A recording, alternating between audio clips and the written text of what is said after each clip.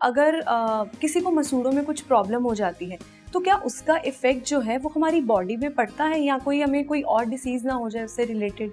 मैं बताता हूँ। पहले तो गम डिजीज़ जो है उसको कंट्रोल करने का, बिकॉज़ उसे कैसे कंट्रोल करते हैं, पहले क्लीनिंग से कंट्रोल करते हैं। अच्छा, उसको मेंटेन आप मेंटेन कर सकते हैं। कैसे मेंटेन? ब्रश करेंगे, फ्लॉसिंग करेंगे, माउथ वॉश वापरेंगे अगर डॉक्टर ने दिया है, या सादा भी माउथ वॉश मिलता है, आप कंट्रोल करेंगे। फिर ऑपरेशन, गम का ऑपरेशन कर सकता है, ओके। और फिर दाँत बचाने का पूरा कोशिश डॉक्टर करेंगे, रूट कनाल करेंगे, क्योंकि इन्फेक्शन आगे नहीं जाने मांगते। मसूड़ों से ज़्यादा नीचे तक जा सकता है और दाँत दर्द करने लगेगा। तो दाँत अगर निकलता नहीं और हड्डी बराबर है और दाँत हिलता नहीं ज़्यादा, तो फिर नस का ट्रीटमेंट कर सकते हैं और टोपी चढ़ा सकते हैं और दाँत बचा सकते हैं। अगर आप दाँत जल्दी निकाल दिए, हो सकता है कभी कोई इन्फेक्शन में, डायबिटीज़ में, किडनी डिजीज़ में, किडनी जो होता है ना, जो दाँत जल्दी निकल जाते हैं, uncontrolled diabetes, uncontrolled kidney disease, okay, तो दाँत जल्दी निकल जाते हैं। तो अगर दाँत निकल जाते हैं तो आपका काफ़ी नुकसान होने वाला है। काफ़ी नुकसान यानी पहले तो आप लूज़ होने वाला है, यानी आपका उम्र ज़्यादा दिखने वाला है।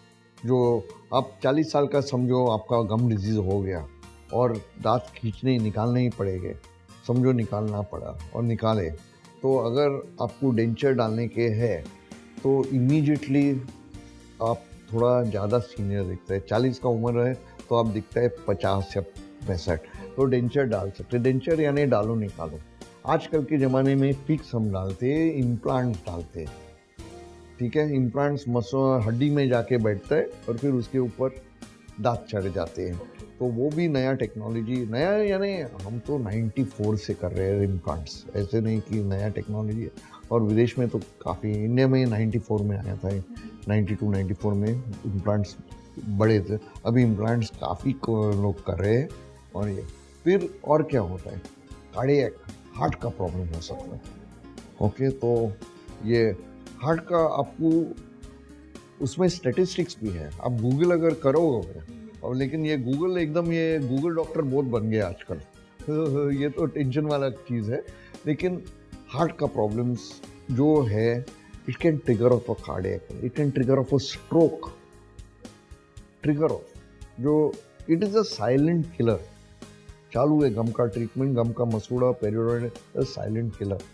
तो आप वो लाइन पे जाओ ही मत, पहले से ही रुकावट करो ना। उससे स्पॉन्डिलाइटिस हो सकता है। दांत नहीं है तो स्पॉन्डिलाइटिस हो सकता है, क्योंकि मसूड़े अगर दांत फैलने वाला है तो मुंह ऐसा ज़्यादा बंद होने वाला है, ठीक है। तो दांत फैल जाने वाले हैं, मसूड़ों बराबर नहीं है तो मसूड़ों दांत को पकड़ता नहीं बराबर से, तो फैलने वाला।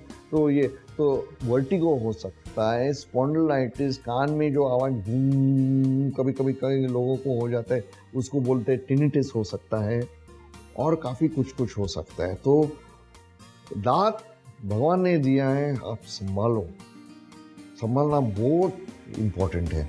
उसको, हाँ ठीक है, 32 दांत है यार, क्या फ़र्क पड़ता है, 2 गए तो 4 गए तो। अच्छा, दांत अगर 2 गए ना, उसको रिप्लेस कर दो।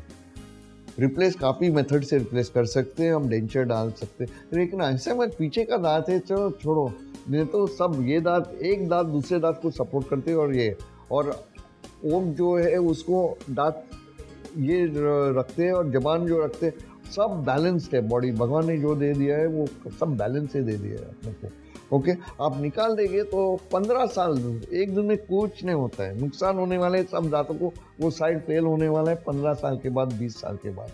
अभी हमें साइड हमको चलाने का है, 110 तक चलने का, 110 तक चलने का है, क्या मालूम। आज तो सब 80 का पेशेंट्स आते हैं, 80-85 का उम्र के पेशेंट आते हैं। अभी 110 कभी आने वाले क्या मालूम, मेरे ज़माने में आने वाले या नहीं आने वाले, तो ये देखना पड़ेगा। और